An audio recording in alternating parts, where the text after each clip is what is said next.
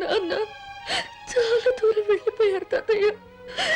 నాన్నకన్నా ముందే అమ్మ కూడా వెళ్ళిపోయింది. నాన్న దొరకలేదు తాతయ్య.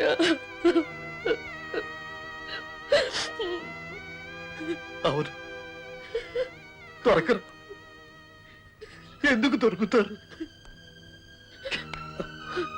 మావయ్య గారు, ముందు జరగాల్సింది చూడండి.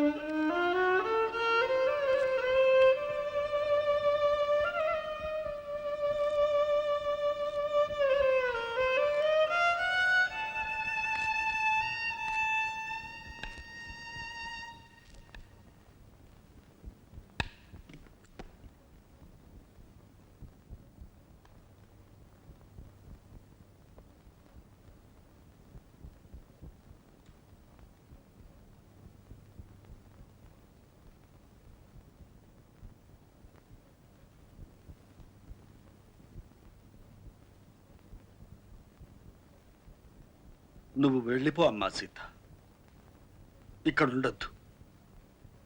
దయచేసి అమెరికా వెళ్ళిపో. నీ నాన్న రావద్దు, అమ్మ రావద్దు, నువ్వు మాకు కనిపించొద్దు. వెళ్ళి అక్కడ అందరూ క్షేమంగా ఉండండి. నేను కోపంగా చెప్పడం లేదమ్మా, నిజంగానే చెబుతున్నాను. నీ మీద కోపం ఎందుకు? వెళ్ళు. ఎందుకంటే కానీ ఎలా చెప్పును? 20 ఏళ్లుగా మా గుండెల్లో దాచుకున్న బాధను గుండెల్లోనే పెట్టుకుని మామూలుగా బ్రతుకుతున్నా. ఏ ఆశలు, నిరాశలు, ఎదురు చూపులు, ఎదురు దెబ్బలు లేకుండా ఉన్నాం. కానీ నువ్వు వచ్చిన తర్వాతే మా బ్రతుకుల్లో ఏదో అలజడి బయలుదేరింది. అంటే నువ్వు రావడం తప్పని కాదమ్మా, నువ్వు మంచి ఉద్దేశంతోనే వచ్చావు. కానీ మాకేం జరిగింది? చెడు. నువ్వు ఇక్కడ లేవనుకో, సరే, తల్లిపోయిన సంగతి వాడికి తెలియదు, రాలేకపోయాడు అని సరిపెట్టుకునేవాళ్ళం. కానీ నువ్వు ఉండి కూడా వాడు రాలేకపోయాడంటే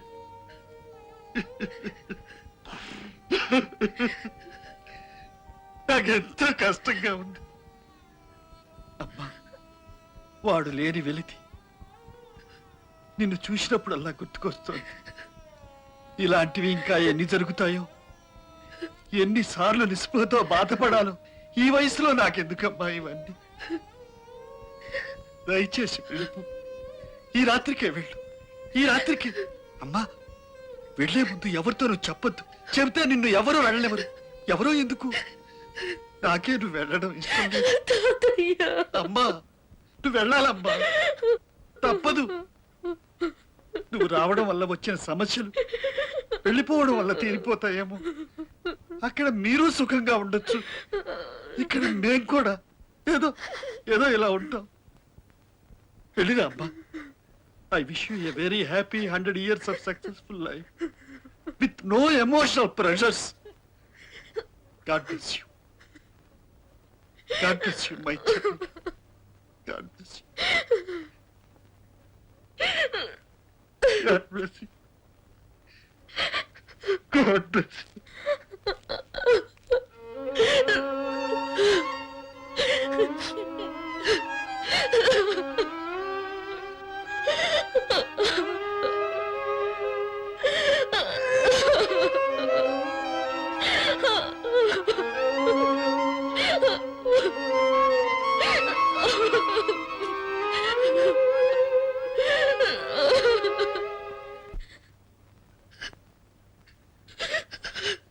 నన్ను క్షమించండి నాన్న.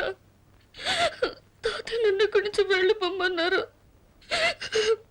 ఎవరికి చెప్పకుండా వెళ్ళిపోమ్మన్నారు. నేను నిజం చెప్పలేను నాన్న. మీ ఆఖరి కోరిక తీర్చలేను. నన్ను క్షమించండి నాన్న, క్షమించండి.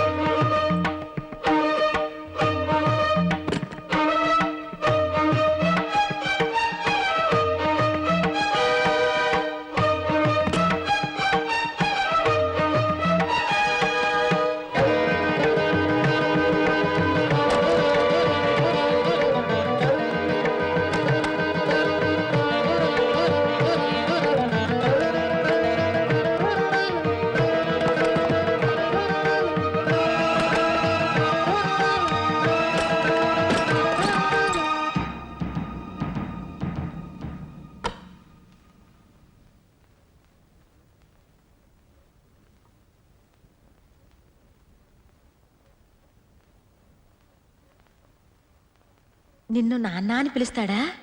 ఆ నన్ను పేరు పెట్టి ఎప్పుడు పిలవరు, నాన్నని పిలుస్తారు. చిన్నప్పుడు తాతయ్యతో చెప్పేవారంట కదా కబుర్లు, ఇప్పుడు నాతో. నేను మా నాన్నకే నాన్నని, తెలుసా?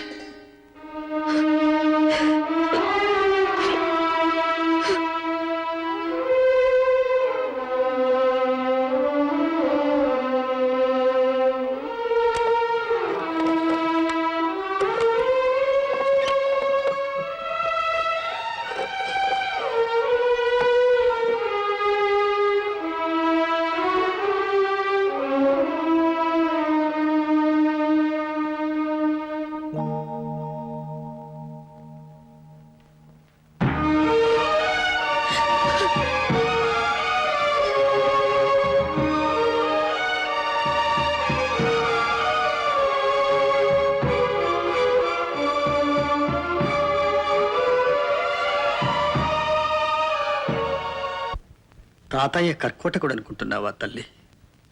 నన్ను శపిస్తున్నావా? నేను వెళ్ళను తాతయ్య అని దబాయించి నువ్వు ఉండిపోకూడదు. నీకు ఆ హక్కు లేదా?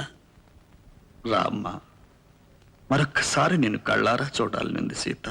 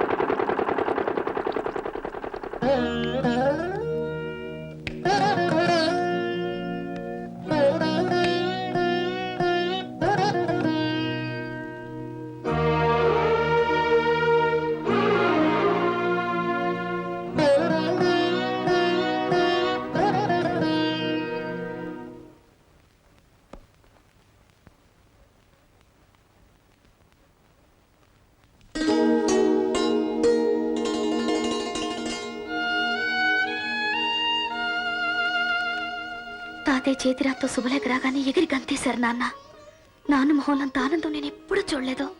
చిన్న పిల్లాడికి మళ్ళీ సంతోషంతో ఏడ్చేశారు. అన్ని పనులు మానుకుని వెంటనే ఇండియా రావడం కోసం వీసాలు, టిక్కెట్లు అన్ని ఏర్పాట్లు స్వయంగా చేశారు. గిఫ్ట్లు కొనడానికి వెళ్ళి తిరిగి వస్తుండగా యాక్సిడెంట్ అయింది. అమ్మ అక్కడికక్కడే కన్ను మూసింది. నాన్న నేనే హాస్పిటల్లో చేర్పించాను. నాన్న, నువ్వు మాత్రం ఇండియా వెళ్ళు. మా నాన్న స్వయంగా శుభలేఖ పంపిన వెళ్ళలేకపోవడం నా దురదృష్టం. పట్టుదల కోసం ప్రాణం పెడతారు కానీ ఆయన ప్రాణం నేనే. చూడు నాన్న,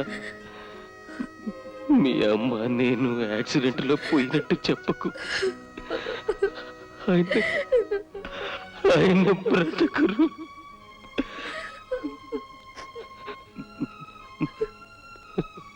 సాధ్యమైనంత వరకు మా ప్రస్తావన రానికు. వాళ్ళని బాగా ప్రిపేర్ చేసి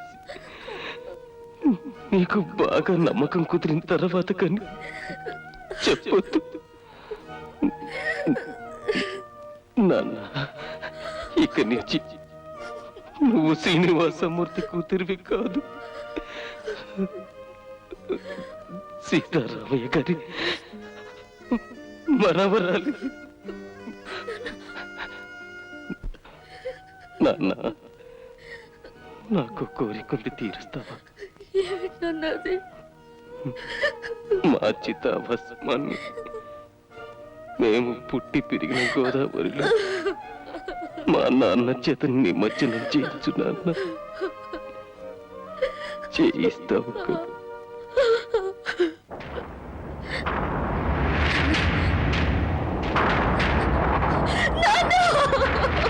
వాసు!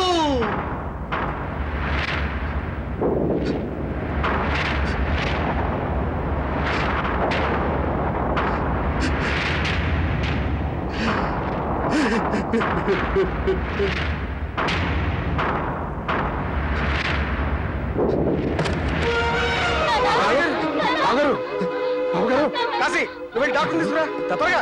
గాలానివ్వండి.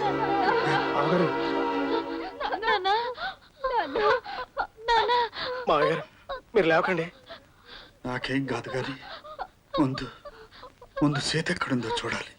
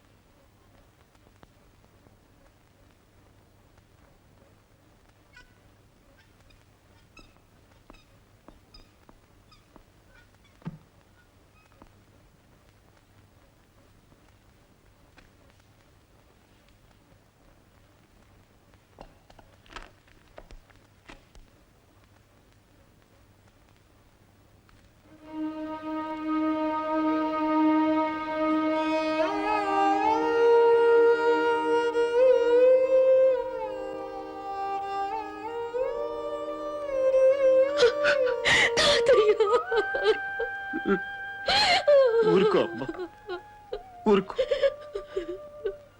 నువ్వు డైరీ మర్చిపోయావు కదా.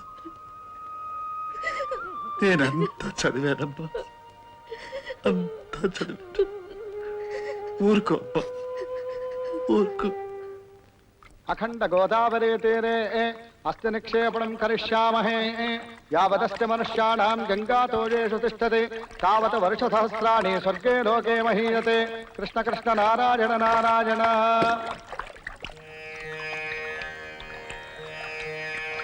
మా చితాభస్మాన్ని మేము పుట్టి పెరిగిన గోదావరిలో మా నాన్న చేత నిమజ్జనం చేయించు నాన్న.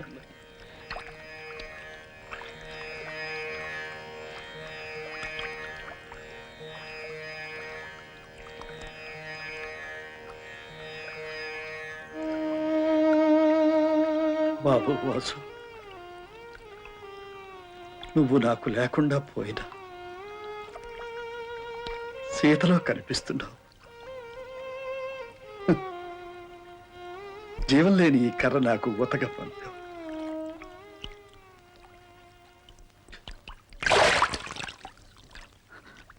తాతయ్య అవునమ్మా, నాకు ఊతగా నువ్వున్నావుగా, అంతే చాలు.